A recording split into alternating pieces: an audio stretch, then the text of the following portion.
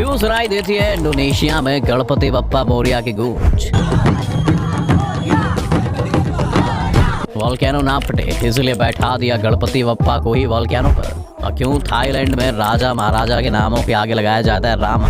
क्यों करते हैं थाईलैंड के लोग भगवान राम की पूजा? और क्यों कंबोडिया के स्टैम्प पर छापे जाते हैं हनुमान जी? क्यों दुनिया भर में पूजे जाते हैं हिंदू भगवान? आखिर क्या है इसके पीछे का राज? ऐसे कुछ और सवालों के जवाब जानने के लिए वीडियो को अंत तक देखना बिल्कुल भी ना। Number 1, Japan. हिंदुस्तान में तो हिंदू भगवान की पूजा दिन रात चलती रहती है, पर दोस्तों क्या आप ये सब बात जानते हैं कि जापान में सिर्फ हिंदू देवी देवताओं की पूजा नहीं होती है, बल्कि जापान में सबसे ज्यादा पूजे जाने वाले 7 भगवानों में से 4 तो हिंदू देवी देवता ही हैं। आपको बता दें कि जापान में 20 से ज्यादा हिंदू देवी देवताओं की एक्टिवली पूजा की जाती है। देश में लक्ष्मी, इंद्र, ब्रह्मा, गणेश, गरुड़, कुबेर और अनगिनत रिप्रेजेंटेशंस के साथ साथ देवी सरस्वती को डेडिकेटेड सैकड़ों मंदिर हैं। यहाँ तक कि भारत में लंबे समय से भूले हुए देवताओं जैसे कि वायु, वरुण की जापान में अभी भी पूजा की जाती है। हालांकि उन्होंने देवी देवताओं के नाम अपनी जापानी भाषा के हिसाब से रखे, लेकिन मूर्तियां देखने के बाद ये बात साफ पता चल जाती है कि मूर्तियां हिंदू भगवान से इंस्पायर होकर बनाई गई हैं। वहाँ भगवानों को बेंजाइटन सामा यानी सरस्वती, बिशामोन यानी वैश्रवण या कुबेर, दाइकोपुटेन यानी महाकाल और किशायितेनिया यानी लक्ष्मी के नाम से जाना जाता है। पर दोस्तों ये हिंदू भगवान जापान में पूजे क्यों जाते हैं? क्या वजह है इसकी? क्या इसकी वजह ये है कि क्योंकि जापान में बुद्धिज्म सबसे ज्यादा माना जाने वाला धर्म है। ये हिंदू धर्म से काफी ज्यादा रिलेटेड है, इसलिए वहाँ हिंदू देवी देवताओं की पूजा की जाती है। यहाँ पर 2016 की रिपोर्ट के मुताबिक जापान में भारतीयों की संख्या 30,000 थी, इसीलिए वहाँ हिंदू देवी देवताओं का प्रचलन है। दोस्तों दरअसल बात तो कुछ और ही है। आपको बता दें कि जापान में हिंदू इन्फ्लुएंस से न सिर्फ बौद्ध धर्म आया, बल्कि हजारों साल पहले यहाँ पर हिंदू कल्चर और संस्कृत कल्चर आ चुका था। दोस्तों दरअसल हिंदू भगवान जापान में 5th और 6th सेंचुरी में कदम रख चुके थे, जिसका असर साफ हमें जापान की मूर्तियों पर भी देखने को मिलता है। Number 2, Indonesia. दोस्तों भारत जैसे देश में जहाँ ज्यादा हिंदू रहते हैं, वहाँ हमारे किसी भी नोट पर किसी भी हिंदू देवी देवता की फोटो नहीं है। वहीं अगर हम इंडोनेशिया की बात करें तो यहाँ 87.2% मुस्लिम आबादी रहती है, फिर भी यहाँ की करेंसी पर हमारे गणपति बप्पा विराजमान है। जी हाँ दोस्तों, सही सुना आपने। इंडोनेशिया ही एक ऐसा इकलौता देश है जिसने अपने 20,000 की फोटो पर गणपति बप्पा की फोटो लगाई है। और दोस्तों इतना ही नहीं, इंडोनेशिया के लोगों ने माउंट ब्रोमो नाम के ज्वालामुखी के बिल्कुल बराबर में गणेश जी की मूर्ति का स्थापना की है। ऐसा क्यों हुआ है, चलिए आपको बताते हैं। एक्चुअली इंडोनेशिया में हिंदू धर्म तीसरा सबसे बड़ा धर्म है। करेंटली इंडोनेशियाई आबादी का लगभग 1.7% हिंदू धर्म का पालन करता है, जो कुल मिलाकर लगभग 250 मिलियन इंडोनेशियाई लोगों में से 4 मिलियन लोग हैं। आज अधिकांश इंडोनेशियाई हिंदू कम्युनिटी बाली आइलैंड पर रहती है, जो अपनी हिंदू संस्कृति और नेचुरल सीनरी के लिए मशहूर है। दोस्तों अगर हम बात करें उस ज्वालामुखी की, तो आपको बता दें कि इंडोनेशिया में 141 वॉल्केनोज हैं, जिसमें 30 कभी भी फट सकते हैं। जिसमें एक वॉल्केनो है माउंट ब्रोमो, जिसके पास गणेश जी की मूर्ति की स्थापना की गई है, क्योंकि मान्यता के हिसाब से इनके पूर्वजों और अब इनको गणेश जी की मूर्ति 700 साल से माउंट ब्रोमो वॉल्केनो को बचाती आ रही है। लेकिन दोस्तों आपको बता दें कि हिंदू धर्म ने तो बहुत पहले यानी कि 1st सेंचुरी में ट्रेड के जरिए इंडोनेशिया के दरवाजे पर दस्तक दे दी थी। दोस्तों इंडोनेशिया के लोग पहले पेड़ पौधों की पूजा करते थे, लेकिन जब ट्रेडर्स अपने साथ हिंदू धर्म लेकर आए तो वहाँ के लोगों को भगवान का रूप मिल गया। लेकिन अब यहाँ के राजाओं ने भी चाल चलना शुरू कर दिया। कहने का मतलब ये है कि यहाँ उन्होंने हिंदू धर्म को बढ़ावा देना शुरू किया, ये कहते हुए कि मैं भी एक हिंदू भगवान हूँ, मेरी भी पूजा करो। बस फिर क्या होना था, हिंदू धर्म वहाँ के लोकल धर्म के साथ मिल गया और इसका एक नया ही वर्जन दुनिया के सामने आया।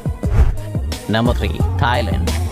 दोस्तों अभी तक हमने देखा हिंदू भगवान का एक देश की करेंसी पर होना, लेकिन अब हम देखेंगे भगवान का देश के स्टैम्प पर होना। जी हाँ दोस्तों, सही सुना आपने। जहाँ इंडोनेशिया ने अपनी करेंसी पर भगवान की फोटो छापी, वहीं थाईलैंड इससे एक और कदम आगे निकला। थाईलैंड की सरकार ने तो ना सिर्फ भगवान के मंदिर बनवाए, बल्कि उन्होंने तो अपने देश की स्टैम्प पर भगवान की तस्वीर छापी है। और दोस्तों स्टैम्प तो कुछ भी नहीं है, आपको बता दें कि दुनिया का सबसे बड़ा गणपति बप्पा का मंदिर भारत में नहीं बल्कि थाईलैंड में है। और सिर्फ गणपति बप्पा ही नहीं, यहाँ शिव जी के साथ साथ इंद्रदेव की भी मूर्ति लगाई गई है। और दोस्तों आपको अगर यही चौंका देने वाला लग रहा है, तो आपको बता दें कि यहाँ पर हिंदू धर्म के रीति रिवाजों का पूरे ध्यान और भक्ति के साथ पालन किया जाता है। दोस्तों क्या आप जानते हैं कि यहाँ पर भगवान शिव की मूर्ति पर शंख के साथ जल चढ़ाया जाता है और साथ ही साथ पूजा के बाद हाथ में कलावा भी बांधा जाता है। और दोस्तों अगर आपको ऐसा लग रहा है कि अभी अभी शुरू हुआ है, तो आप गलत है। यहाँ पर चक्री डायनेस्टी से ही हिंदू धर्म का बोलबाला रहा है। यहाँ के राजाओं ने नाम के आगे रामा लगाकर हिंदू धर्म को बढ़ावा दिया है। और दोस्तों जहाँ इंडिया में आज के समय में यहाँ के स्कूलों में रामायण नहीं पढ़ाई जाती है, वहीं थाईलैंड के स्कूलों में रामायण, जिसे वहाँ के लोग राम कीन के नाम से जानते हैं, और उसको लिटरेचर का एक मास्टरपीस समझा जाता है और इसीलिए रामायण को वहाँ के स्कूलों में पढ़ाया भी जाता है। और दोस्तों सिर्फ इतना ही नहीं, थाईलैंड में अपनी कैपिटल राम की जन्मभूमि के नाम पर भी रखा गया है। उनकी कैपिटल का नाम अयोध्या है, बाकी साउथ एशिया के देशों की तरह ही फर्स्ट सेंचुरी से ही ट्रेड के लिए दूसरे देशों में गए थे और दोस्तों कई बार उनमें से कुछ वहीं बस जाते थे और फिर अपने रीति रिवाज को वहाँ के लोकल लोगों को भी सिखाते थे। इन्हीं सब बातों की वजह से 700 सी में साउथ एशिया में रहने वाले राजा और महाराजा हिंदू कल्चर से काफी ज्यादा इम्प्रेस्ड और इन्फ्लुएंस थे। इसलिए भले ही हिंदू लोगों की संख्या यहाँ कम हो, इनके पूर्वजों से जो इन्हें हिंदू रीति रिवाज इन्हें मिले हैं उसकी झलक हमें आज भी यहाँ देखने को मिलती है। इसीलिए कहते भी हैं कि भले ही थाईलैंड में मंदिर बौद्ध धर्म के लोगों ने बनाए हो, लेकिन इनकी दीवारों पर पार्वती जी, ब्रह्मा जी और शिव जी जैसे भगवानों की मूर्ति मिली जाती है।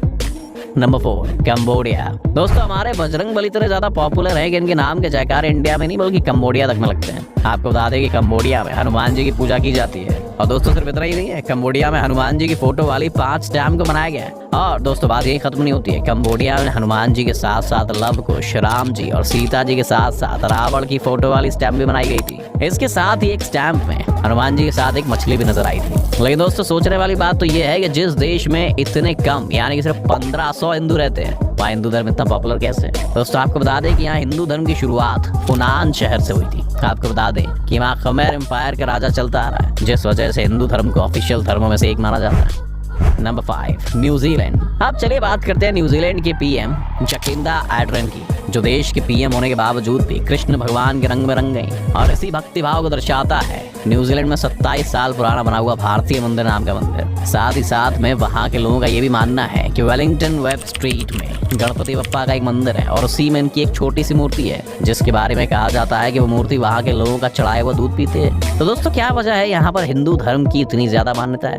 इसकी एक वजह बताई जाती है इस्कॉन मूवमेंट, जिसके चलते कई हिंदू मंदिर बने थे। उसके साथ ही साथ आपको बता दें कि वहाँ के लोग न सिर्फ कृष्ण जी को पूजते हैं बल्कि वो लोग तो जन्माष्टमी भी धूमधाम से मनाते हैं।